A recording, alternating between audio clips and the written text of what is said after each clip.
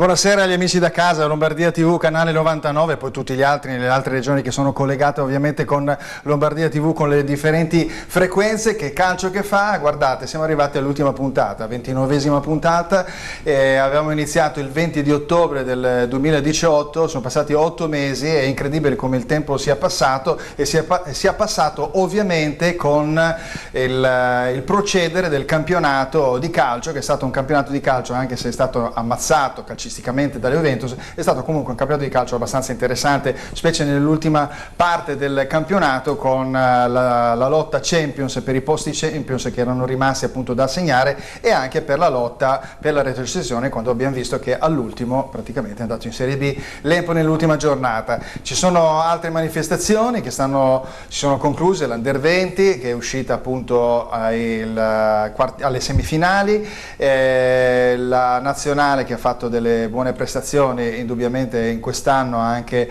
con la Nouvelle Vague di Mancini, l'Under 21 che è un po' interlocutore, deve fare attenzione nell'ultima prossima partita per cercare di passare il turno, e poi le ragazze che invece, le ragazze che partecipano al campionato del mondo femminile in Francia, si ritrovano invece prime del girone e incontreranno ovviamente delle seconde arrivate negli altri gironi che sono forse un po' più abbordabili. Di tutto ciò parleremo ovviamente del campionato che si è appena concluso, dei temi diciamo più importanti che hanno fatto in qualche modo da punto diciamo fondamentale, perché ci sono state delle situazioni, degli snodi, e forse da un certo punto di vista vediamo anche di dare per esempio degli Oscar, o qual è stata la situazione positiva, quella negativa. È una disamina che andremo a fare ovviamente con gli ospiti che mi hanno seguito in tutta questa stagione. Ricordo 29 puntate, una sessantina di ospiti che sono stati molto cortesi a venire qui in trasmissione da me, che io quindi li ringrazio e li abbraccio in un abbraccio diciamo collettivo. Iniziamo con gli ospiti di stasera, iniziamo da due amici, Alessandro Iacobone.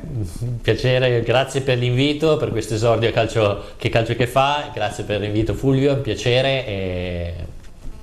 Piacere mio, ecco, a fianco, tu sei di fede milanista, dopo ti farò una domanda più specifica. Bene. Perché lui si definisce milanista non evoluto, ne parliamo dopo. A fianco invece abbiamo un attore, fotografo, speaker radiofonico, insomma a tutto tondo, poi ogni volta che ci parliamo c'è sempre una novità, insomma ho il piacere di avere qui con me Gianni Marvulli. Ciao a tutti, grazie di avermi invitato. Ecco, questi sono i primi due ospiti, e qua invece abbiamo un gradito ritorno, era venuto nelle prime puntate, il famoso Carra armato o milanologo Alessandro Carra. Buonasera Fulvio, buonasera a tutti i nostri ascoltatori. Bene, allora ritorniamo un attimo prima a Alessandro Iacobone. Allora, io quando sono di fede interista, quando sento dire il milanista non è evoluto, a me viene un po' da ridere, no? Perché concettualmente gente che è stata in Serie B non si evolve, no? Da un certo punto di vista, però il tuo concetto, adesso scherzo chiaramente, so benissimo dove vuoi andare a parare, il milanista non evoluto su che cosa si basa?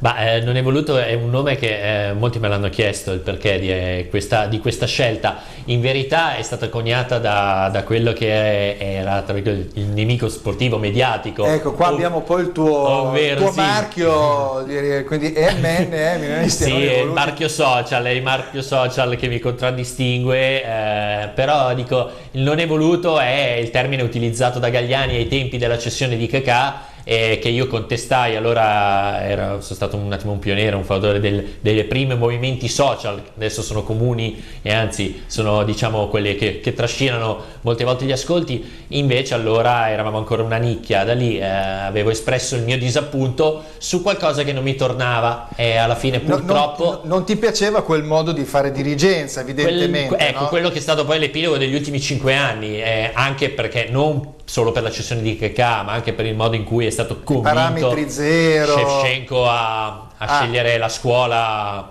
diciamo ufficialmente, la scuola di inglese per le figlie, quindi era un modus operandi che andava a delinearsi, e soprattutto per alcune informazioni che mi arrivavano extra calcio. Quindi concettualmente il tifoso vero milanista non era evoluto. Sì, siccome Galliani aveva separato le acque dicendo che quelli evoluti avrebbero capito che il calcio sarebbe cambiato, l'economia mondiale sarebbe cambiato, visto l'epilogo io non avevo capito, in verità avevo capito bene dove voleva parare, però ho fatto finta di niente e mi sono detto vabbè, probabilmente non riesco a capire questa tattica e mi sono autodefinito non evoluto. Purtroppo, aggiungo, ci ho visto giusto, avrei preferito rimanere un'icona beffeggiata sui social o dimenticata e non subire un'involuzione che invece il Milan ha avuto totale che ha portato il Milan a dover ripartire, e speriamo che questa sia la volta giusta. È il momento giusto anche di ripartire. Questa stagione che inizierà ad agosto probabilmente vedrà il Milan, secondo me, non in una situazione così dimessa come sembrerebbe a voce ferme. Abbiamo invece Gianni Marvulli, quindi Gianni Marvulli è attore, speaker, fotografo soprattutto, mi sembra di capire. Vediamo la slide che ti riguarda, perché si capiscono alcune cose. Queste, ecco, che emozione scattare una fotografia a Britney Spears. Lì c'è la foto, quella è giusto? Sì, quella, la campagna perché pezzi, tu hai viaggiato molto all'estero, e poi in basso invece c'è una foto che riguarda Cuba, che è una mostra, è una mostra che hai fatto invece Cuba nel periodo di Fidel Castro. Nel periodo di Fidel Castro. E quindi insomma praticamente tu hai utilizzato molto la carriera, diciamo, di fotografo per avvicinarti sia delle star che al tempo stesso anche dei progetti veri e propri di natura commerciale. So che sei stato in Messico, mi sembra. Sì, ho vissuto in Messico, negli Stati Uniti. In Messico lì ho fotografato Britney Spears, il cantante della camicia nera Juanes, e dopodiché ho fotografato le SketchUp, che erano altre cantanti. Sì. E abbiamo fatto altre cose, la campagna mondiale di Chanel insieme a Karl Lagerfeld. Abbiamo fatto un po' di lavoro in Messico e in America Latina, ho fatto quindi insomma passione per la fotografia, ma passione anche per la propria attività, insomma, che però si declina con varie situazioni. Mi sembra che tra le varie cose, me l'hai detto prima, c'è invece un libro in cantiere. Sì, c'è la biografia della mia vita che uscirà per gennaio. Sei giovane. Ma è proprio la prima parte difficile della mia vita, della mia infanzia, che ho capito, arriverà poi con tutti i lavori artistici. C'è stato un centravanti dell'Inter qualche anno fa che ha fatto una biografia a 23 anni ed è stato un po' sbeffeggiato, perché insomma a 23 anni non è che hai tanto, poi l'Inter di quel periodo non è che avesse fatto chissà quali conquiste e vinto chissà quali coppe, no? Fulvio, la mia biografia è basata proprio sulla mia infanzia difficile, che arriva poi ai lavori che ho effettuato senza avere nessuna raccomandazione. Ci si costruisce col tempo, facendo un certo tipo di percorso. Sì, ho letto delle cose che insomma molto duro, molto importante, però insomma è anche una soddisfazione dopo riuscirci a poterla raccontare. Bene, tanti auguri. Quando uscirà questa? A gennaio, ok, quindi perché ci sarà anche un'intervista su Spy e altri giornali. Quindi giornali gossip. Mondadori gossip, va bene. Allora, invece dall'altra parte andiamo invece a interrogare l'altro milanista, perché Gianni Marvulli è preso in mezzo a due fuochi, ecco, vediamo come si comporta da bravo interista. Vediamo invece Alessandro Carra con la sua slide. Io gli domando se lui si sente più un carro armato o un milanologo, perché sono due cose differenti. Il carro armato va in una certa direzione e spacca tutto e tutti da buon tifoso, evidentemente. Il milanologo invece accetta un po' tutto la fase storica, la fase, diciamo, tutto tondo, e deve sapere tutto del Milan. Quale sei delle due sfaccettature? Ma dipende dal momento. In questo momento dipende dal momento, nel senso, c'è il momento dove bisogna essere milanologo, quindi cercare di mediare e fare comunque buon viso a cattivo gioco. Ci sono dei momenti come questo storico del Milan, soprattutto in questo periodo dove mi sento più di attaccare la società, dove sono più carro armato, quindi dipende dal momento. Ad esempio tutta settimana, anzi tutta la stagione, non tutta settimana, sono stato a difendere Gattuso contro tutto, contro tutti, anche quando i tifosi non volevano. Invece poi mi sono ritrovato a fine anno con Gattuso fuori e ovviamente ho dovuto giustificare i tifosi. In questo momento mi sento di attaccare Maldini o comunque certe scelte della società, sempre su questi discorsi di mettere dentro dei giocatori, ex giocatori che poi in realtà non vanno in campo, perché quando mi chiedevano di Boban, Rui Costa, come lo vedi come dirigente, io li vedevo bene dietro le punte più che dietro una scrivania.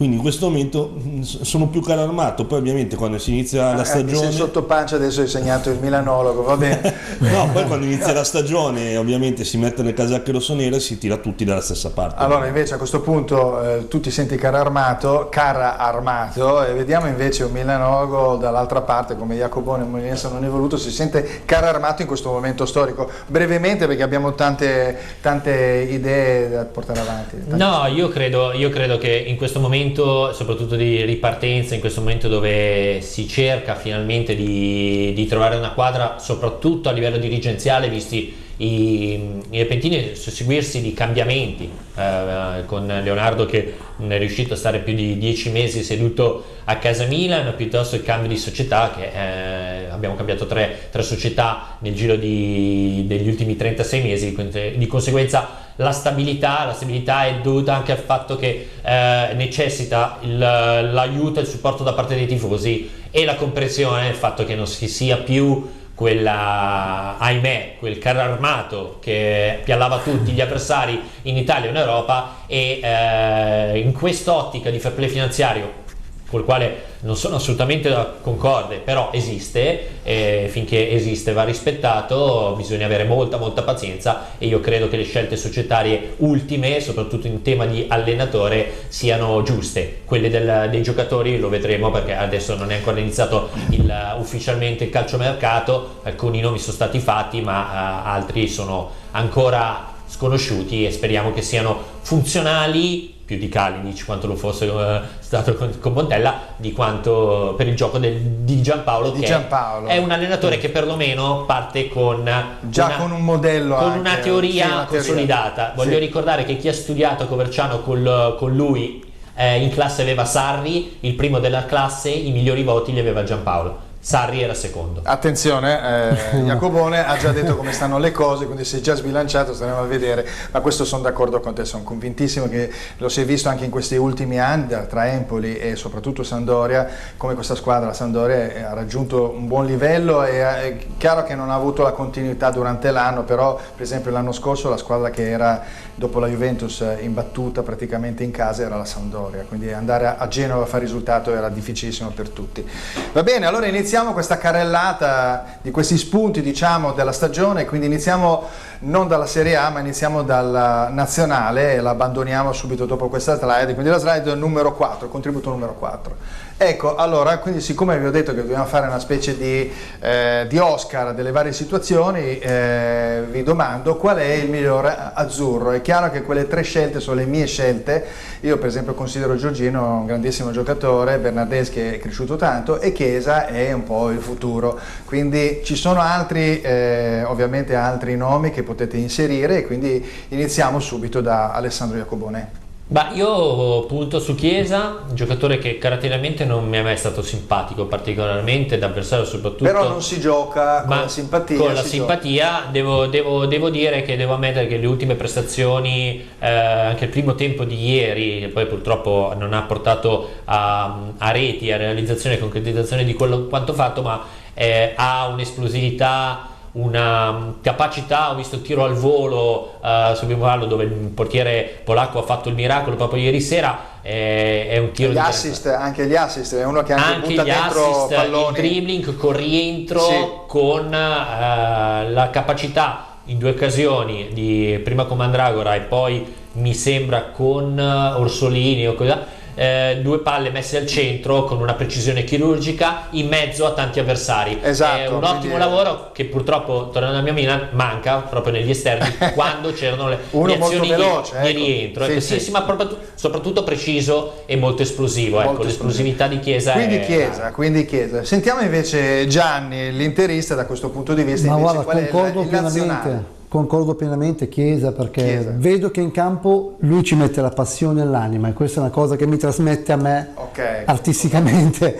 Ecco, vedo un giocatore molto forte fisicamente, ma nello stesso tempo è molto intelligente, astuto e ha tutte queste armi che per un attaccante sono importanti. Fisico, passione, insomma credo che sia... Cerca di farlo al momento giusto e poi c'ha quella grinta che... Ok, quindi andiamo su Chiesa anche per te, vediamo invece il Milanova se si distacca o propone un quarto nome per esempio. No, Chiesa è sicuramente uno dei prospetti più interessanti del calcio italiano, io invece... Piuttosto di focalizzarmi sui giocatori mi focalizzerei sulla guida tecnica, che è quella di Roberto Mancini, che nonostante il suo trascorso interista e quindi non nutre certo le mie simpatie. Quando sei in nazionale ovviamente sei super partes, assolutamente. Secondo me lui ha cambiato proprio il concetto di come voler fare il gioco, di come voler fare una cosa velocissima, non volevo parlare di Mancini, anche uno dei temi giustamente l'hai tirato fuori tu, è un allenatore che ha stupito, però in fin dei conti è partito dismettendo la vecchia guardia e puntando sui giovani. Gli è andata anche bene? Gli è andata sicuramente bene, anche perché quando ad agosto convocò Zaniolo, che era ancora sconosciuto, a Roma non aveva neanche fatto una presenza, tutti quasi lo sbeffeggiavano per il tipo di convocazioni che stava facendo, invece a quanto pare ha ragione lui e ci ha visto Zaniolo molto più lungo. Ok, va bene, abbandoniamo perché tu parlando di Zaniolo ha voluto spostare su un argomento pseudo-interista, io ho già capito dove voleva arrivare. Va bene, slide numero 5, cambiamo argomento, entriamo nella Serie A. Ecco, la migliore squadra, credo che questo nome ovviamente metta d'accordo tutti da un discorso diciamo emozionale, dal punto di vista quasi anche romantico, una squadra che comunque è partita male ma alla fine ha avuto una cavalcata incredibile come l'Atalanta, è arrivata anche terza nel campionato, quindi a livello storico è stato fantastico. Ovviamente la migliore squadra è quella che vince, quindi la Juventus. Sentiamo il vostro parere riguardo appunto a questo, quindi sempre abbastanza veloce. Sentiamo Jacobone riguardo all'Atalanta. Ne vedi un'altra squadra invece che... No, l'Atalanta è una squadra sulla quale ripongo simpatia, anche perché vivo tra Milano e Bergamo e spesso, dato che sono un tossicodipendente a livello calcistico, certo, e mi piace spesso andarli a trovare, spiare negli allenamenti in Zigonia, dalla prima squadra alle giovanili. Sì, poi anche i colori ti piacciono? Perché no, i colori un po' meno, ma il modo in cui preparano anche i giocatori già dalle giovanili fa capire il perché l'Atalanta da anni arrivano. Poi magari hanno difficoltà nell'essere contestualizzati in altre squadre, perché diciamo conoscendo lo spartito, la guida tecnica è importante, Gasperini ma è proprio un copia e incolla, quindi Gasperini spesso e volentieri si trova dei giocatori pronti, poi è chiaro la qualità fa eccellere uno rispetto all'altro, ma le scuole Atalanta delle giovanili sono, e poi sono amministrate da un presidente che gode la mia stima come uomo, come imprenditore, un progetto è un grande imprenditore, un grande signore, uno dei pochi presenti nel calcio, quindi l'Atalanta gode della mia simpatia. Chiaro, l'avrei voluta vedere dietro, però purtroppo il calcio è fatto così, si vince alla fine alla lunga, quindi è arrivato. Come vedi comunque il progetto, è chiaro che l'Atalanta non è il Milan, nel senso che l'Atalanta, i tifosi sono abituati a un certo tipo di aspettativa, e il Milan invece non è la stessa cosa, quindi non è facile riuscire a clonare una progettualità all'interno di una squadra importante come quella del Milan. Lo puoi fare magari un po' più in provincia da questo punto di vista, quindi, però adesso l'Atalanta non è più tanto provincia. No. Sentiamo invece Gianni Marvulli riguardo a questo. L'Atalanta è la migliore squadra del campionato, almeno dal punto di vista da parte mia ha giocato un ottimo calcio l'Atalanta, un ottimo calcio, ha fatto crescere un giocatore belga che io stimo, che è Castagnos, che sembrava che andava in Belgio, non è che aveva questa grande stima. E invece Gasperini ha fatto un ottimo lavoro anche su di lui. E continua a farlo e ha mantenuto, poi appunto c'è questa chicca di questa, perché io pensavo che volesse andare alla Roma, alla fine dopo ripartendo con un progetto giovane, però è chiaro che avrebbe dovuto perdere questa partecipazione ovviamente alla Champions, che non è semplicissima. Vediamo invece Alessandro Carra se mi tira fuori un'altra squadra, oppure anche lui è uniformato alla logica dell'Atalanta come squadra migliore. No, senza ombra di dubbio l'Atalanta è stata la rivelazione, è stata la squadra che ha sicuramente meritato più di tutti la qualificazione in Champions League, nonostante non abbia vinto il campionato. Ovvio, la Juve ha vinto il campionato, enormi meriti, ma quello che ha fatto l'Atalanta veramente è stato qualcosa di straordinario. Poi vederla davanti non è un problema, il problema è che abbiamo visto davanti un'altra squadra che se non era per una traversa al 92esimo magari vabbè, quello Però è anche vero una cosa, che l'Atalanta, al di là del suo progetto, della loro bravura, eccetera eccetera, sono riusciti un po' come il Leicester va a vincere, uno dice una sorpresa, non è stata una sorpresa, è stata una sorpresa perché sono stati bravi, ma tutte le altre grandi squadre erano arrivate a punto di rottura, di un non ritorno. Infatti l'anno successivo arrivano tutte le nuove guide tecniche, no? Klopp, Guardiola, Conte, Mourinho, no? Cioè non è un caso che quelle grandi 4 squadre praticamente cambiano guida tecnica e vince il Leicester. Stessa cosa qui, l'Atalanta arriva perché l'Inter ha rallentato, il Milan ha fatto l'accelerazione, però è partita sempre con dei grossi problemi, la Roma si è suicidata e ha detto andiamo a prendere il terzo posto. Assolutamente, poi la progettualità di tutti questi anni, perché ormai è 3 anni che l'Atalanta in realtà ha fatto bene anche preliminari di Europa League, e l'Atalanta col modello Ajax, ovvero delle giovanili, giocare allo stesso modo della prima squadra, tutta la prima squadra del Giova. Infatti quando poi vanno nelle altre squadre, il Milan ne ha presenti con Conti, Caldara, che poi è stato infortunato, sì, però che sì, lo stesso Gagliardini nell'Inter, Cristante alla Roma, hanno tutti delle grandi difficoltà poi ad ambientarsi in realtà, e l'Atalanta è molto brava perché riesce anche molto a monetizzare, quindi poi riuscire a fare un progetto a lungo termine. È per questo fantastico. Che pensavo che Gasperini potesse andare alla Roma, no? Appunto perché è sempre abituati alle plusvalenze, sappiamo. Andiamo con la slide successiva, vediamo, numero 6.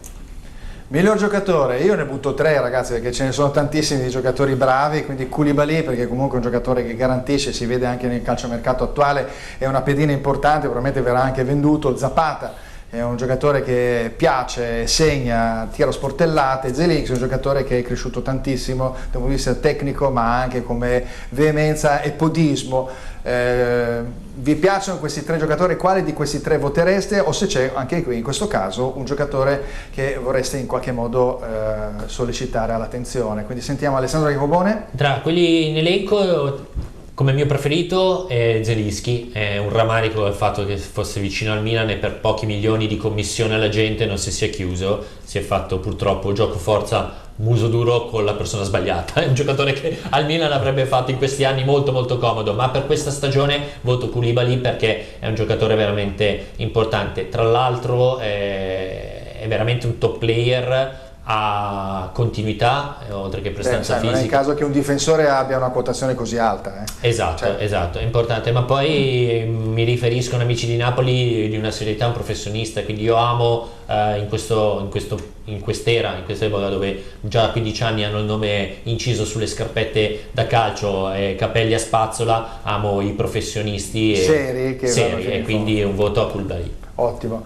Gianni Marvulli? Per me Zelinski sì, l'ho visto in certe partite che è stato un punto cardinale per il Napoli quest'anno. Ok, e invece voglio sapere invece da Alessandro Carra se ha un suo nome, vediamo, tanto per scardinare questi 3 e vedere un quarto nome. Io ci butto dentro il capocannoniere che è Quagliarella, che secondo me per l'età che ha e per la squadra in cui giocava, fare tutti quei gol e fare quelle prestazioni che ha fatto Fabio Quagliarella quest'anno vuol dire tante allora a questo roba. Punto qua è importante mandare subito in onda la numero 7. Migliore attaccante, Alessandro. Ti anticipo sempre. ha già anticipato, sei d'accordo? Anche perché poi gli altri 2, vabbè, Zapata forse andresti sul CR7 non ci vai. No, ne aggiungo uno sugli attaccanti, dimmi. Che ovviamente sono di parte, ma secondo me Piontek, che fare il salto da una squadra di media classifica polacca, arrivare in Italia, fare benissimo al Genoa, arrivare a gennaio in realtà come il Milan, andare a sostituire Higuain, che non è cosa da poco, e aver portato il Milan per 2 mesi nelle parti alte della classifica, addirittura il Milan al terzo posto. Piontek che sicuramente va messo nei 3 attaccanti migliori. Allora vediamo, visto che porti questo spunto che è Piontek, se Alessandro Jacobone è d'accordo di fare questa squadra su Piontek, anche se nell'ultimo periodo ha segnato pochissimo. Sono d'accordo sul premiare Piontek per quello che è il passaggio appunto che ha avuto quest'anno, e in 2 realtà non semplici, perché neanche Genova è una piazza semplice con una tifoseria che ti sta sul collo fisicamente per lo stadio, ma anche come pressione psicologica. Tosta. Quindi è un giocatore, e è chiaro che credo che per consolidare il suo rapporto con il Milan e migliorare anche le sue prestazioni debba lavorare più per la squadra e imparare alcuni movimenti funzionali al gioco della squadra, perché è un ottimo finalizzatore, ma questo Milan, quindi contestualizziamolo, questo Milan ha bisogno di giocatori che lavorino per la squadra, di top star atte a aspettare la palla in area per buttarla dentro, soprattutto visto quello che è stato i suoi compagni di reparto in attacco quest'anno. Ecco, mi aspettavo di più un lavoro, infatti Gattuso gli ha tirato le orecchie alla sua maniera, forse sbagliando i tempi e i modi, ma gli ha tirato le orecchie. Come vedi, si parla di un'ipotesi di acquisto di Schick, quindi giocare con un doppio centravanti, di cui uno più dentro l'area, l'altro più tecnico, perché Schick effettivamente non è un giocatore centravanti solito che sta lì davanti, è un giocatore che un po' gli piace avere le giocate, quindi una doppio centravanti così gli piacerebbe? Allora, per le prestazioni, per quelle che sono state le sue ultime stagioni, la valutazione data di 35 è fuori mercato. È un giocatore che adesso dovrebbe, tra virgolette, ripartire da zero e ridimostrare, perché non ha fatto nulla e tra l'altro a livello fisico non dà certezze di continuità. E non vedo perché... Però è stato veramente chiuso da De Frel, da Dzeko. Ho capito, mi chiedo allora perché, se fosse un fenomeno li avrebbe messi in panchina lui. Perché invece no, è andato in panchina. Scazzare Dzeko non è facile. No, ho capito. No, attenzione. Io mi ricordo di un Ricosta in campo, arrivava all'aeroporto col driver che è arrivato a mezz'ora in ritardo a prendere Kakà. Quando hanno fatto 5 allenamenti, al giornalista che ha chiesto a Ricosta ma come mai la prossima partita giocherà lui titolare, ma l'avete visto come gioca, l'avete visto in allenamento? Quindi Rui Costa si è seduto in panca per Kakà, quindi non importa. Sempre una punta di nostalgia di queste del passato, no? Del passato, vabbè. Il nostro passato è ancora a colori comunque. Bene, ottimo, va bene, subito hai capito, subito pizzicato, ecco. Va bene, Gianni, dai. Ma per me, guarda, senza ombra di dubbio quest'anno è Quagliarella, diamogli la sua carriera per un minimo di rispetto per la sua età e per quello che ha fatto con la Sampdoria, ecco. Bene, ok, vabbè, Alessandro ha già risposto riguardo a questo, quindi con Quagliarella. Andiamo sul miglior allenatore della stagione. Allegri, perché per me è sempre un allenatore importante, che comunque in un ambiente come quello della Juventus non è facile stare. Gattuso, perché si è rivelato, nonostante un ambiente anche in questo caso che gli remava anche contro, un allenatore importante. Spalletti, che ha avuto delle gatte da pelare non indifferenti, alla fine ha raggiunto comunque l'obiettivo. Parto da Alessandro Jacobone, quale di questi tre va a scegliere? O ne propone uno anche. Io ho un amore viscerale per Gattuso, l'ho difeso per tutta la stagione, ma obiettivamente se devo dare un premio non solo a questa stagione ma alla continuità che ha dato da piazzato, perché non è un vincente ma è un piazzato, ed è Luciano Spalletti, va riconosciuto il lavoro, perché era un Inter che non andava in Champions League da anni. Ecco, allora, visto che mi hai portato questo argomento, ritiriamolo, perché parliamo anche un po' di Inter da questo punto di vista. Io per esempio non ero per il cambio diretto di Conte, cioè dai una continuità appunto da piazzato, prendendo dei giocatori su un'intellettura che è stata in qualche modo plasmata da Spalletti. Ma avresti tenuto Spalletti quest'anno? Ma no, perché no. Io credo, allora, teoricamente l'avrebbe meritato, ma credo che per crescere, per fare il salto di qualità e riattaccarsi, perché storicamente sia Milan che Inter dovrebbero starci di diritto tra le top del calcio europeo, ma per riagganciarsi a quel treno ed essere invitati al tavolo, alla mensa della Champions League, banchettare e quindi costruire il futuro, serve puntare al meglio e rompere. C'è una frase di Conte che mi ha particolarmente colpito quando ha ripreso Zhang nella conferenza mediatica, dicendo no, non pazza Inter, con me no crazy. Quindi io credo che potrebbe essere la cartina tornasole per capire se l'Inter veramente riuscirà ad uscire da questa etichetta di pazza che fa divertire per metà stagione e poi si autodistrugge, quasi come è riuscita con quella traversa all'ultimo secondo in casa. Quindi di conseguenza è lì proprio il cruccio, capire se l'Inter sarà capace con Conte, quindi con un allenatore di rottura estremo, come dicevamo fuori onda, estremo, se riuscirà a cambiare le sorti di quella che è la sua recente storia, che non l'ha vista vincente. Sentiamo Gianni, allora, l'allenatore? Parlo dei nomi che ho visto lì, ecco. Certo. Per me Gattuso ha fatto un ottimo lavoro.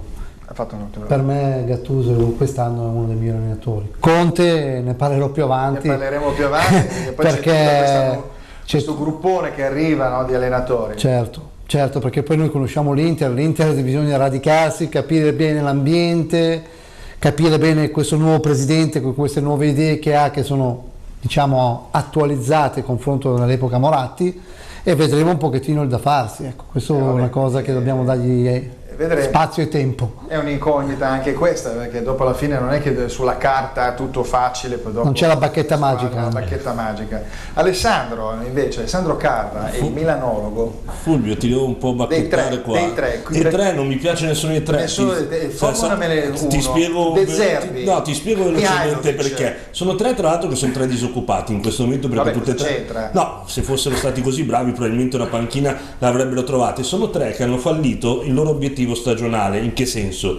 Allegri quest'anno gli era stata chiesta la Champions League, ovvero come obiettivo numero uno. Il campionato l'avrebbero vinto di diritto, quindi primo obiettivo fallito. Spalletti gli si chiedeva sì la Champions League, ma si chiedeva una Champions League molto più tranquilla, e si diceva a luglio-agosto che l'Inter doveva essere l'anti-Juve, un po' anche per cose giornalistiche, perché sennò il campionato sarebbe stata una noia mortale. No, però di sicuro si poteva aspettare che fosse un po' più vicino al Napoli che più vicino al Milan. E Gattuso gli era stato chiesto comunque anche il quarto posto e non l'ha raggiunto. Io invece, se devo fare una mia classifica personale, quest'anno metto ovviamente Gasperini in pole position, Mazzarri che ha fatto molto bene a Torino, e Simone Inzaghi che, ridendo e scherzando, è l'allenatore più vincente degli ultimi 8 anni dopo Allegri. Bene, certo, ha vinto le Coppa Italia, Supercoppa, quindi va bene, è una giusta disamina, ha volto molto bene il carro armato, è diventato un milanologo, quindi più morbido da questo punto di vista.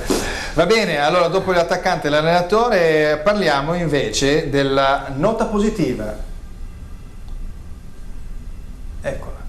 Nota positiva della stagione. 1. Cristiano Ronaldo, nel senso non del giocatore per i juventini, è positivo, ma anche per tutto il comparto del calcio della Serie A, visto che tu dicevano ci sarà più gente allo stadio, il fenomeno, più visibilità, eccetera eccetera. 2. Lotta finale del posto Champions, che abbiamo visto che fino agli ultimi 2 mesi veramente c'è stata una lotta in un modo o nell'altro, cioè le squadre si sono sfilate a poco fino ad arrivare all'ultima graduatoria. Terzo, invece, la conferma dell'Atalanta, perché l'Atalanta è partita male, ma comunque era alla fine della terza stagione e ha raggiunto veramente un grandissimo obiettivo. Quindi le note positive per me sono queste. Ovviamente, se ne avete altre, visto che il Milanologo ne ha tirate fuori qualcuna precedentemente, vi invito a tirarle fuori. Sentiamo Alessandro Jacobone. Allora, in questa stagione la nota positiva non è nei tre, è il mondiale calcio femminile che stiamo. Noi stiamo parlando della Serie A, comunque non ne ho. Per la Serie A,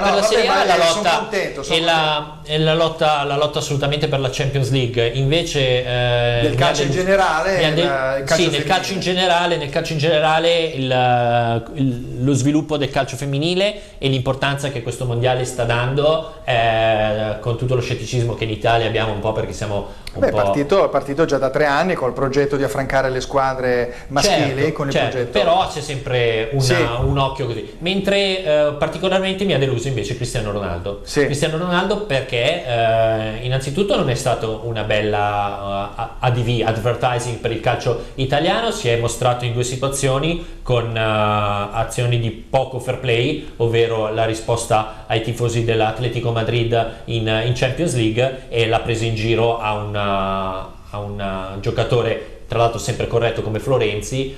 2 messaggi che da Cristiano Ronaldo non mi sarei aspettato, e avrei preferito fosse ambasciatore del calcio italiano all'estero, dice dagli altri campioni venite, in verità oltre che a raccogliere la sua pecunia non l'ha fatto. Sono d'accordo con te, io aggiungerei anche una brutta scena quando è uscito nella partita con l'Ajax, dove ha fatto un gesto fisicamente riguardante appunto il suo allenatore, come per dire se l'è fatta addosso, e quindi da lì probabilmente chi decide è la società, ma anche Cristiano Ronaldo decide, visto che il novello allenatore Sarri sta andando in Grecia a trovarlo, quindi io queste cose qua, non so, da un certo punto di vista a me non piace molto il calciatore protagonista, perché ci deve essere la società e poi ovviamente chiedi, domandi agli elementi più importanti, ma non rigiostrare le cose, perché allora a questo punto ti rendi conto che se Allegri è stato mandato via è perché c'era qualche problema, nel senso che questi giocatori vogliono giocare come vogliono loro e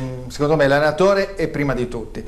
Sentiamo Gianni Marvulli invece riguardo appunto le per me l'Atalanta. Ma per me l'Atalanta è stato un obiettivo molto importante per questa società, meritatissimo. Quindi insomma vabbè, ci stiamo sperticando in lodi nei confronti dell'Atalanta tra Zapata, io non ho messo poi Ilicic, Papu Gomez o comunque dei giocatori comunque dell'Atalanta molto, molto interessanti. Sentiamo Alessandro invece dire le note positive. Io sono d'accordo con tutto quello che è stato detto in questo momento, in più ci aggiungerei la mentalità che si vuole cambiare nel calcio italiano, ovvero cercare comunque di fare un calcio più propositivo, come dicevo prima, sia con la nazionale che anche con le grandi squadre di club, perché la Juventus sta andando in questa direzione con l'ufficializzazione di Sarri, il Milan sta cercando un gioco diverso con Giampaolo, ma lo stesso Genoa va a prendere Andreazzoli dall'Empoli per cercare di fare un certo tipo di gioco, i De Zerbi, i Di Francesco, sono tutti comunque che vanno in realtà come la Sampdoria, dove si cerca comunque di andare a inculcare un calcio un po' più propositivo, meno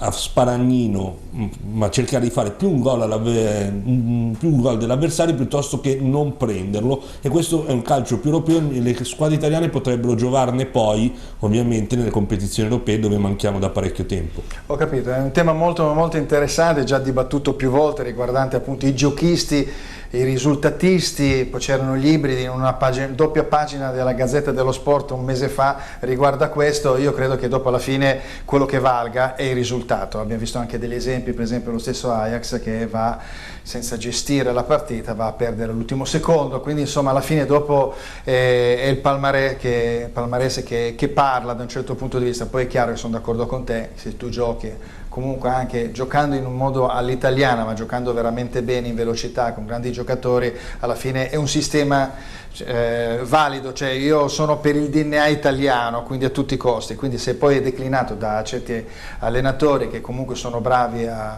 come appunto lo stesso Giampaolo, no? Quindi anche lo stesso Conte, Sarri, no? Conte è un po' italiano, italianista, però nello stesso tempo fa un calcio più positivo, però è un po' più italianista, però un po' meno per lo spettacolo, è una via di mezzo da questo punto. Va bene, allora siamo arrivati alla prima mezz'ora con tutti questi temi, parleremo ore e ore di calcio, questa è la bellezza di Che Calcio Che Fa, e anche ovviamente con i nostri ospiti. Ci fermiamo un attimo per piccoli consigli degli acquisti.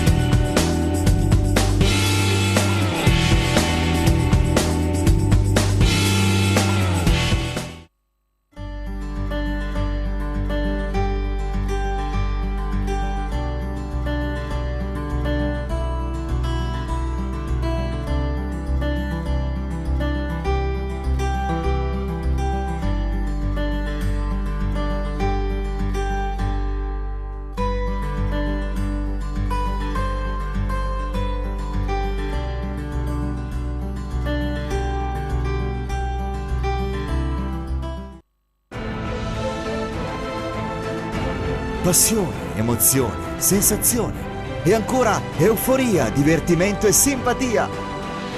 Non rinunciare a tutto questo. Scarica l'app di Silver Music Radio, SM Radio, e ascoltala dove vuoi. Silver Music Radio, la tua radio ti ascolta. Silver Music Radio è il nostro partner ovviamente per la trasmissione di Che Calcio Che Fa in radio ogni lunedì, e quindi che prosegue ancora per 3 puntate anche a luglio. Ovviamente è partner di questa trasmissione a Lombardia TV, e quindi ringrazio di tutto ciò il direttore Marco Racchella. Riprendiamo appunto la seconda parte di Che Calcio Che Fa, molto velocissimi, molto veloci da questo punto di vista, e riprendiamo con uno dei temi, e quindi andiamo con, abbiamo parlato delle note positive, le note negative. Eccole qua, note negative della stagione. Quindi 1, la telenovela Icardi, che ovviamente ha aperto un nuovo modo, diciamo, di far breccia e arrivare a un punto critico di rottura tra le varie componenti di una squadra di calcio. 2, l'8º scudetto della Juventus, come per dire non se ne può più. 3, la dismissione romana di Totti e De Rossi, 2 bandiere indubbiamente, e quindi facendo parte di un calcio che ormai non appartengono più a un calcio romantico, un calcio dettato appunto dai grandi nomi, dai grandi giocatori, dai grandi campioni, ma molto più utilitaristico e legato alla vil pecunia. Stesso discorso, Alessandro Iacoboni, inizio da te. Io velocemente sul terzo punto, perché andrò controcorrente come spesso quindi faccio. Totti sì, De Rossi. Spesso, come spesso faccio, io differenzierei, mi limiterei a Totti, cioè la situazione negativa la vedo su Totti perché la sua conferenza è uscita tra il tripudio di tutti, giocatori, ex giocatori, giornalisti piuttosto che tifosi. Non mi ha trovato concorde perché chi ama la Roma, chi ama la propria squadra non la mette in difficoltà con quelle dichiarazioni, perché quelle dichiarazioni ad oggi mettono in difficoltà la Roma. Erano imbarazzati quelli della Roma, no? Anche per cercare e poi chiedo ai tifosi romanisti, se siamo Lombardia TV, qualche in trasferta per lavoro, qualche tifoso romanista, chiedo se farebbero operare l'appendicite di loro figlia a Totti perché è il pupone e via dicendo, ovvero competenze e ruoli. Non è detto che il grande campione, cioè va bene finché fa il libro con andiamo facendo le barzellette, a fare il dirigente internazionale quando fa fatica a mettere un congiuntivo in ordine con l'altro, questo è molto cattivo, e parlare in inglese con istituzioni politiche e politiche, perché abbiamo visto che la differenza anche di sono d'accordo, c'è una punta di presunzione in tutto ciò, no? Anche perché poi tutti gli altri, vediamo Del Piero che si era imposto e la società ha detto aspetta un attimo, ci siamo noi, e l'hanno dismesso. Che attenzione subito. Che già a livello proprio comunicativo di immagine e tutto il resto tra Del Piero e Totti c'è una bella differenza. C'è un abisso. Zanetti stesso ha un ruolo più di rappresentanza, ha accettato, infatti anche questo è importante, aspetta un attimo, no? Prima, probabilmente questo è un po' l'errore che mi permetto di esprimere la mia opinione, che Totti ha sbagliato un po' tutto nella sua carriera, perché doveva essere un giocatore che si dovesse staccare, diciamo, dalla realtà romana, andare magari al Real Madrid, come era, diciamo, in qualche modo stato cercato dal Real Madrid, andare a vincere un pallone d'oro. Sì, ma vai all'estero, diventi un pallone d'oro, se vai al Real Madrid diventi il pallone d'oro. Vabbè, insomma, quindi Totti, insomma, è stato un personaggio che, insomma, l'ha fatta fuori dal vaso probabilmente in questa situazione. Gianni Marvulli invece riguardo appunto guarda, per me la questione Vandanara e Icardi hanno un po' rovinato il nostro campionato, quello che parlo dell'Inter. Sì. Per la questione di Totti, secondo me la rottura di De Rossi con la società, lui essendo molto amico di De Rossi, questa cosa ha comportato, secondo me, questa uscita che ha fatto in questa, diciamo, intervista un po' sulla casciara, come si dice a Roma. Lui ha voluto togliersi i suoi sassolini dalle scarpe, ha preso una decisione, ma se ha preso una decisione vuol dire che sa già dove voler andare.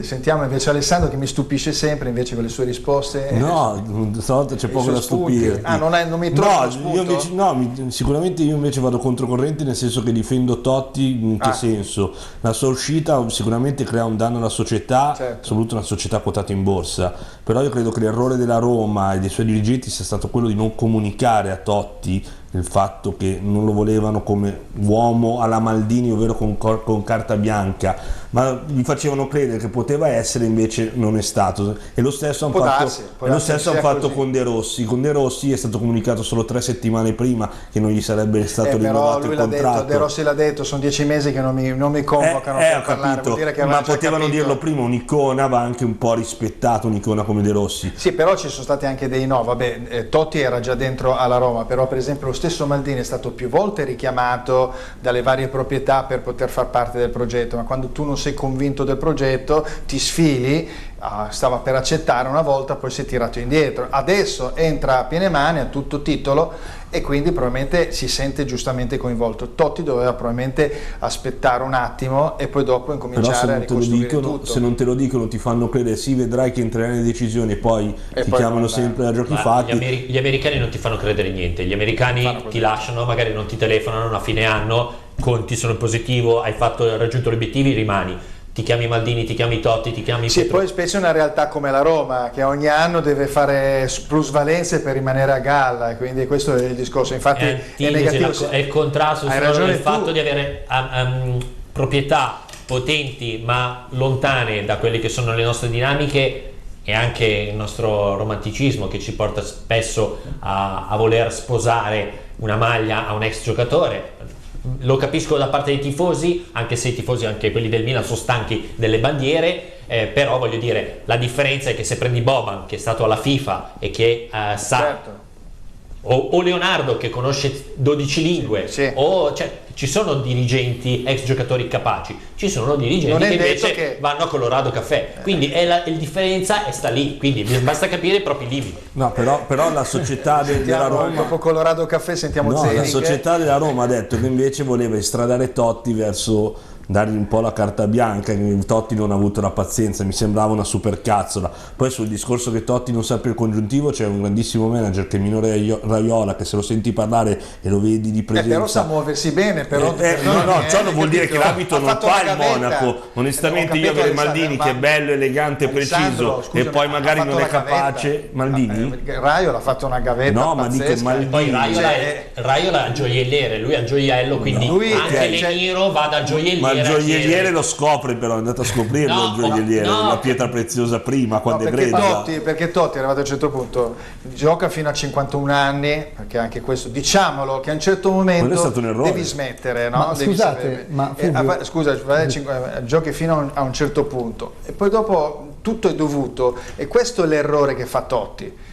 Poi dopo tu ti devi costruire la carriera. Lo stesso Zanetti si è iscritto alla Bocconi per cercare di studiare la materia, zitto, quindi insomma devi cercare di plasmarti in quella situazione. Non ti è dovuto tutto, è questo che voglio dire. È vero, ma gli abbiamo fatto credere altre cose. Sì, probabilmente anche questo è vero. Scusa, ti ho interrotto. No, io volevo semplicemente dire, ma non c'è stata una comunicazione della Roma dove ribadisce che invece gli avevano dato un ruolo a Totti? Beh, ma un ruolo te lo possono dare, poi dopo a livello operativo tu non incidi, ma poi probabilmente Totti voleva incidere a livello operativo con il suo punto di vista, ma se dopo alla fine i soldi fanno tutto, perché se tu devi ovviamente fare un plusvalenza perché devi rimanere a galla, se è una società quotata in borsa e se c'è un americano che caccia fuori i soldi, certo, insomma alla fine è evidente che... Ma si chiudiamolo capendo l'incapacità di Totti di aver contattato Conte. Allora, quando contatti un allenatore da 15 milioni a stagione e hai il break even che è in deficit perché non hai raggiunto la Champions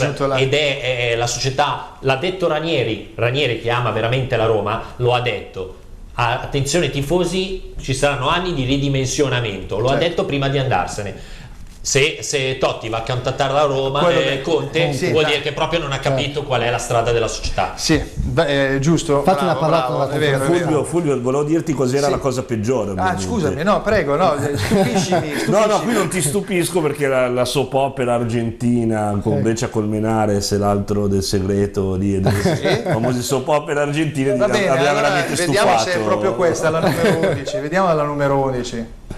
Di chi è stata la colpa? Iniziamo proprio da te. Allora, Marotta, Spalletti o la coppia diabolica? Ma guarda, onestamente qui c'è un concorso di colpa, chi più chi meno. Beh, tu perché da milanista puoi incolpare tutti. No, magari vedendola da fuori la vedi con magari le giuste distanze di quando sei all'interno, quindi magari hai delle preferenze rispetto al giocatore che all'allenatore. Io credo comunque che Marotta abbia gestito bene tutto il discorso, perché ha dato carta bianca a Spalletti, quindi tutto il resto della squadra poi ha fatto vedere, ha seguito Spalletti, quasi confermandolo, anche sapendo che Conte aveva già firmato mesi prima. Icardi e Vandanara hanno sbagliato tutti si scagliano contro Vandanara ovviamente perché ci mette la faccia, ma questo ometto qua che doveva fare il capitano, era il capitano, quindi doveva essere un uomo di personalità, cioè hai tua moglie che ti gestisce tutto il tuo discorso manageriale, va in TV, parla male dei tuoi compagni di squadra, parla male dell'allenatore, e tu pensi di entrare in uno spogliatoio di Serie A dove tutti ti guardano e ti dicono ti tirano i fiori. E io in tutto questo io non ho sentito una dichiarazione di Icardi da gennaio a oggi, parla solo la moglie, quindi o è succube della moglie o secondo me potrebbe essere molto molto furbo. Staremo a vedere, infatti adesso sono in silenzio perché sono in vacanza. Cuccioli. Si sta anche bene, devo dire la verità, perché quando c'è il silenzio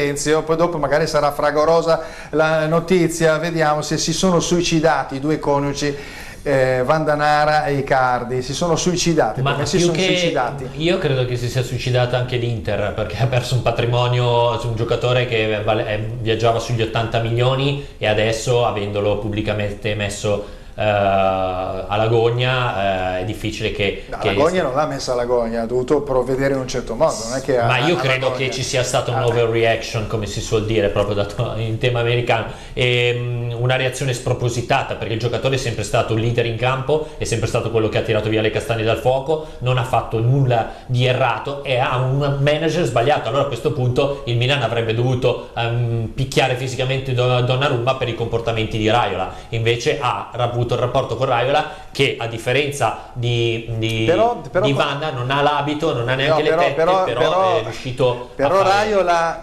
capisci, ha agito in un certo modo venendo da un Milan di un certo tipo che non aveva fatto firmare il contratto, è andato a muso duro contro chi gestiva la squadra in quel momento di cui non vi fidavate sostanzialmente bene, insomma, quindi alla fine Raiola aveva quindi insomma non è la stessa cosa, non è proprio la stessa cosa. No, però io credo che Marotta abbia fatto come dico io, il celodurismo che va di moda adesso, per dimostrare arrivo io, cambio tutto, come si fa può darsi anche questo. Cowboy e avrebbe dovuto gestirla off records, però fuori ecco, allora ti faccio la domanda, parliamo sempre della Juventus come elemento, come situazione, società da seguire, perché lì non si sposta una virgola, perché è tutto così codificato, tutto controllato. Una volta che lo fa l'Inter, non lo fa un'altra società, non va bene. Allora l'Inter è sempre stata accusata di essere foriera di situazioni assurde, e questa per me è una situazione veramente assurda. Una munizione mettere sullo sgabello Bonucci è un messaggio, prendere un giocatore, escluderlo, tirare via la fascia, escluderlo, permettere che i media, senza difenderlo, creino tutte le love story o tutte la soap opera che si è creata senza intervenire, quasi godendo, perché si puntava a Icardi e si vedeva Icardi e Vandanara come i due traditori, mettendo contro la tifoseria durante una stagione che hanno rischiato di non raggiungere la Champions anche per un punto, perché il Milan è stato dietro un punto, quindi quel punto sicuramente Icardi nella sua defiance emotiva e quindi anche realizzativa e di presenze ha sicuramente non dato il suo contributo, e vale più di un punto Icardi secondo me, ha rischiato di compromettere la stessa stagione. Se l'Inter non si fosse qualificata alla Champions League, stiamo parlando di una Roma 2.0, quindi fai questo autogol, no, lo fai a fine anno, ma fai questo autogol in corso d'opera. Ha sbagliato un dirigente come Marotta, dalla grande esperienza e preso per fare il salto di qualità, in questa circostanza ha sbagliato. Perché siamo sicuri che con Icardi in campo l'Inter andava diretta in Champions League? Io tutte queste certezze non ce l'ho. Io credo che Marotta ha fatto vedere, bene, c'è una società, l'Inter è più importante di tutti, i giocatori, bene, siete forti, siete grandi giocatori, ma dovete stare nelle condizioni della società, perché i giocatori che fanno il bello e il cattivo tempo, io sono anche un po' stufo, a costo anche di mettere a repentaglio la qualificazione in Champions League e il valore stesso del giocatore, perché l'Inter pensava di, una volta venduti Icardi, fare una grossa plusvalenza, che è differente dal discorso di Donnarumma del Milan, perché Donnarumma sarebbe stato poi perso a parametro zero nel giro di 12 mesi, quindi il fatto che il Milan ha dovuto dare un ingaggio superiore perché aveva in programma poi di vendere Donnarumma l'anno successivo e fare questa enorme plusvalenza, quasi ricomprandosi il cartellino. Poi, come ci ricordiamo bene, Donnarumma 2 anni fa fece una stagione disastrosa per tutte le pressioni del caso, al contrario di quest'anno. Infatti il cartellino di Donnarumma si è assolutamente risollevato e probabilmente è uno dei papabili partenti per risistemare anche il discorso del fair play finanziario. Sì, beh, questo indubbiamente può essere diciamo una teoria, però è vero che quello che è successo riguardo appunto il caso Vandanara a me ricorda un po' quelle situazioni con Ibrahimovic e Balotelli, quei punti di rottura che Raiola appunto in qualche modo cercava di attivare, no? Ci sono state delle situazioni di quel tipo lì. Questa è una situazione ancora superiore perché c'è l'elemento terzo che parla in una situazione differente, dice delle cose, ci sono i social che esplodono, quindi e poi alla fine avete giocato male, avete giocato sporco. Probabilmente Alessandro dice li avete ammazzati da quel punto di vista, anche da un punto di vista diciamo mediatico, l'hanno abbandonato. Ma lui non si è mai difeso, quindi, se uno ha ragione va difeso. Però è la prima volta che succede una cosa del genere. Scusami Fulvio, ma se parliamo di calcio e di campo, il calcio per me è campo, palla che rotola sull'erba.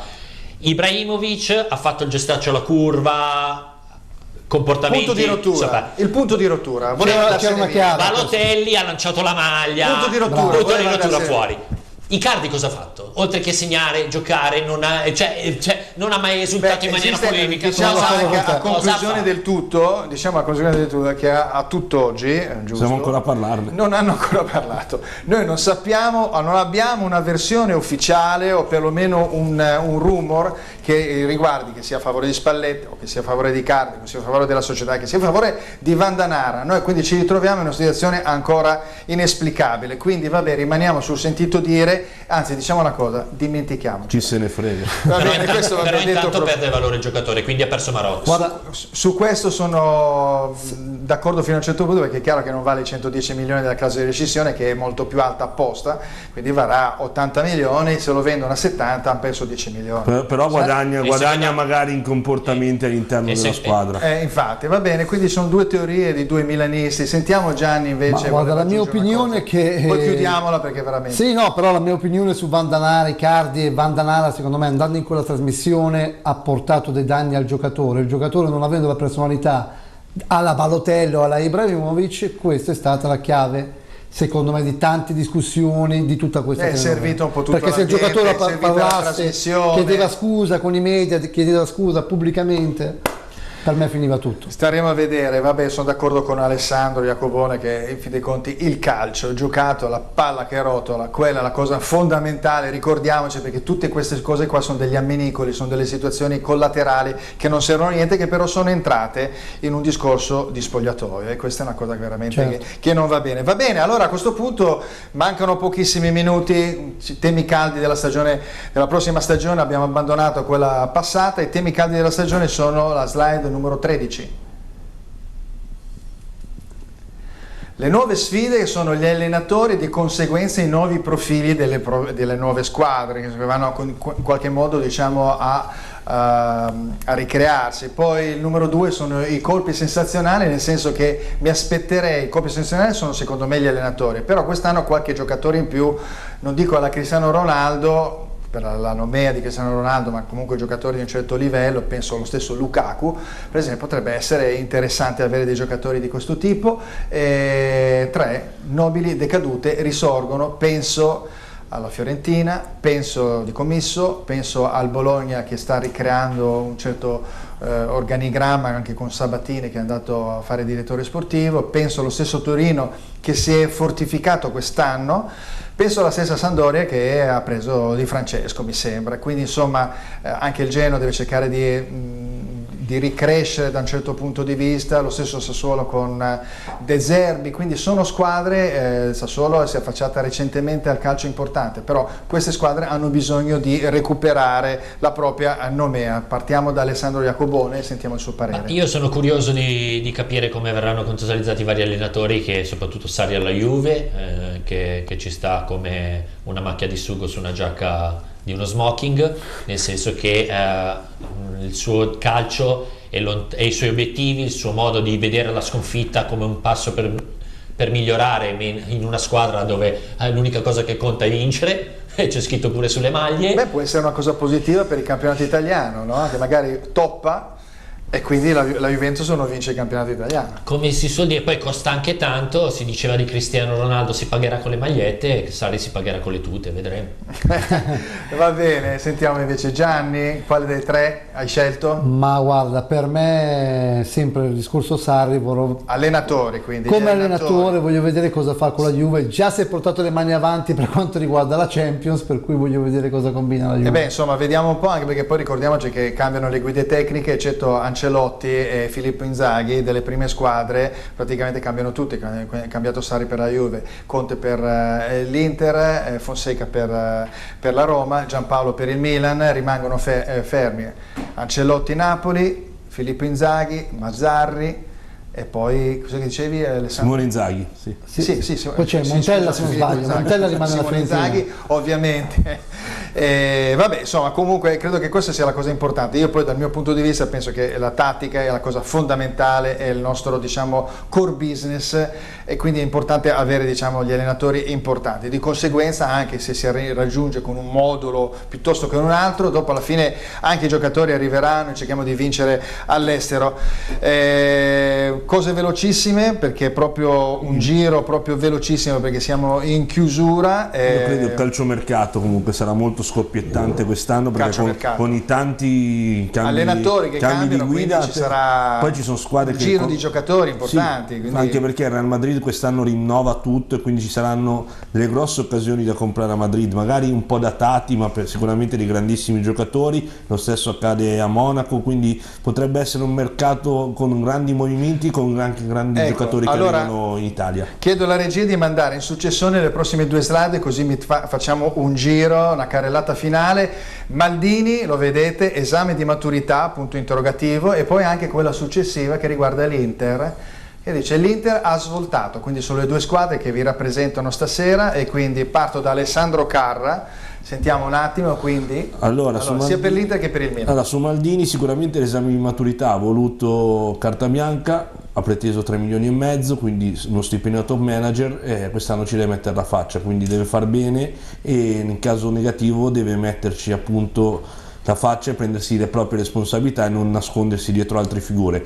Mentre l'Inter quest'anno sicuramente l'Inter non può assolutamente fallire il fatto di risalire e comunque avvicinarsi molto a Juventus e addirittura superare. In termini numerici di punti la posizione deve mantenerla, se non andare a vincere. Prendi Conte, finisce il fair play finanziario in una certa maniera, devi farmi anche una campagna acquisti importante, devi fare una campagna acquisti come si deve. Suning ha detto che vuole riportare l'Inter a essere dominatrice nel mondo, non so quando è stato, però non me lo ricordo. Invece Conte ha detto che non siamo qua per partecipare, ma siamo qua per dare fastidio alla Juventus, quindi vuol dire essere vicini alla Juventus, quindi l'Inter quest'anno deve giocarsi l'all-in per ripartire definitivamente verso il calcio che conta. Va bene, allora sentiamo invece Gianni Marvulli. Per quanto riguarda Maldini, gli faccio un bocca al lupo, perché l'ho sempre stimato come giocatore. L'Inter però diciamo come manager, ma io lo vedo molto bene, vedo che è molto sobrio e molto concreto di quello che vuole, nel senso che vedo che i suoi obiettivi sono ben focalizzati. L'Inter speriamo bene, perché non perché è la mia squadra, ma speriamo che quest'anno riusciamo con Conte, soprattutto come dicevi tu il mercato è molto importante per noi quest'anno.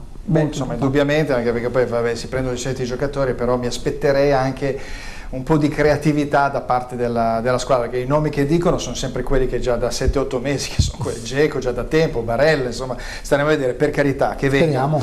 Va bene, e invece sentiamo invece Alessandro riguardo la disamina Milan e Inter. Per quanto riguarda il Milan, io confido in Maldini che riesca a ritagliarsi il ruolo più idoneo anche lì, in base alle sue capacità e le sue potenzialità, ovvero adesso con l'arrivo di Boban ha arrivato sicuramente i compiti di relazioni politiche che necessitano di conoscenza, in questo momento poi difficoltoso. A livello numerico Gazidis è il numero 1, e quindi per quanto riguarda la pianificazione marketing e costruzione di quell'asset Milan siamo in buone mani. Io mi aspetto da Maldini, cosa che non ha fatto l'anno scorso, forse un po' oscurato dalla presenza di Leonardo, che amava andare davanti alle telecamere, intervenire con peso mediatico, perché è Paolo Maldini ed è riconosciuto e la gente trema, anche i giornalisti di vecchia penna tremano di fronte a lui, e quindi hanno questa sudditanza psicologica. Giusto. Che venga utilizzata nei momenti chiave. Per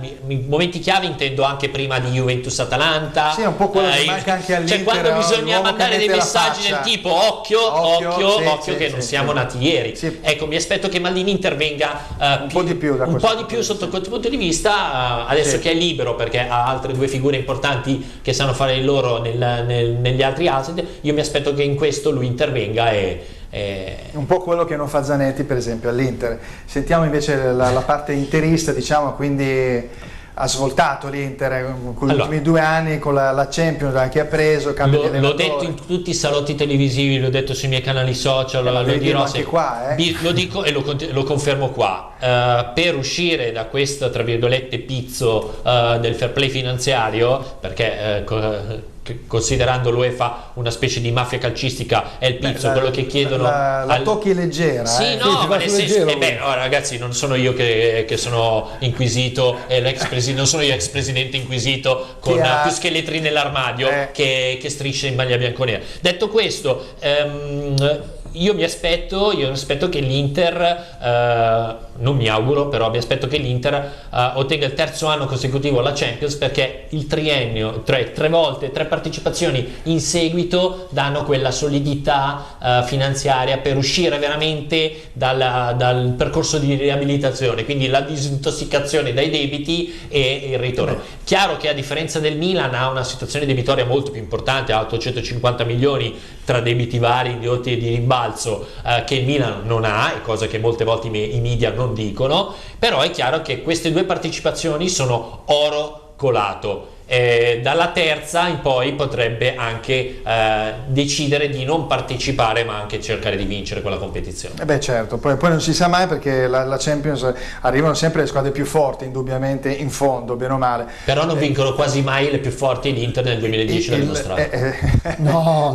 Questo è indubbiamente la stilettata finale da quel punto di vista. Ci vuole sempre fortuna in qualsiasi cosa. Io mi ricordo questo anche perché te la ributo da quel punto di vista. Nel 2007 ci fu un fallo di mano non fischiato in un Milan Celtic, e da quella di Maldini, da lì partì un contropiede al 119esimo con gol splendido, meraviglioso di Kaká. Quelli erano veramente bei tempi per tutte le squadre di Milano. Va bene, siamo arrivati in fondo alla trasmissione, siamo arrivati in fondo anche al calcio che fa di questa prima stagione. Allora voglio innanzitutto ringraziare, perché noi abbiamo sempre un angolo che riguarda la beneficenza, tutti gli enti che abbiamo in qualche modo appoggiato nel nostro piccolo: Fondazione Floriani, Comitato Maria Letizia Verga, Canile Monte Contessa di Genova, l'Operation Smile, la Casa della Città Solidale, il Banco per la Famiglia, l'Associazione Italiana Sindrome di Hirschhorn, e ovviamente quello con cui ci siamo legati anche per altre iniziative è Ogni Giorno per Emma. Eccolo qua, contro la tassia di Frederick, www.per-emma.it. Quindi vabbè, ringraziamo comunque della vicinanza di questi enti. Siamo arrivati alla fine di Che Calcio Che Fa. Io dico solo qualche numero: 29 trasmissioni, più di 60 ospiti, una quindicina di libri presentati e anche CD, gente meravigliosa, gente di qualsiasi tipo si è avvicinata veramente con la propria passione, giornalisti, opinionisti, gente dello spettacolo, musicisti, attori. Abbiamo avuto appunto Gianni Marvulli, quindi anche stasera, e per parlare di calcio in una forma sempre molto lieve e simpatica, accalorandosi quando c'è da accalorarsi, però sempre con molta dignità. Proseguiremo la prossima stagione e lo vediamo con questo appuntamento che non è più valido da settimana prossima, ma che richiama in qualche modo la partecipazione appunto in TV di Lombardia TV, di SM Radio per ciò che riguarda la radio. Poi ovviamente siamo sul web con www.checalciochefa.com e .it, perché all'interno noi siamo una piccola famiglia. E quindi io intanto ringrazio Roberto e Claudio Fontana per ovviamente l'emissione su Lombardia TV. Ringrazio, un grosso abbraccio al nostro regista Massimo Adriani, che è stato veramente molto paziente con tutte queste slide, essere molto puntuale tutto l'anno. Ringrazio Marco Rachela per Silvio Music Radio, e quindi ovviamente ringrazio tutti gli ospiti che sono intervenuti, e inizio ovviamente da stasera a ringraziare Alessandro Iacobone, grazie. Grazie Fulvio dell'invito, è stato piacevole, un bel salotto per far parlare del calcio in maniera simpatica, tranquilla e soprattutto educata e moderata, cosa che ultimamente non è facile. Beh, questo è un grandissimo complimento, ti ringrazio Alessandro. Gianni Marvulli, grazie per essere venuto qui. Grazie a voi, grazie a te e tutto il tuo pubblico, veramente mi sono trovato molto bene. Benissimo, grazie. E poi vabbè, il caro Armato, il milanologo, salutiamo. Un augurio per tutto un buon calcio per il Milan, l'Inter, tutte le squadre, insomma il calcio italiano deve chiaramente risalire e sembra che ci sia qualche avvisaglia positiva da questo punto di vista. Grazie Alessandro Carra. Grazie a te Fulvio per l'invito, anzi il doppio invito visto che è stata la mia seconda presenza. Ricordiamoci sempre che il calcio è un gioco e va preso proprio perché è un gioco. Benissimo, ricordiamoci che è proprio un gioco e noi siamo qua e giocheremo insieme anche la prossima stagione, che calcio che fa, con Fulvio Floridi a Lombardia TV e CV Music Radio. Alla prossima stagione, buona estate e buon calcio.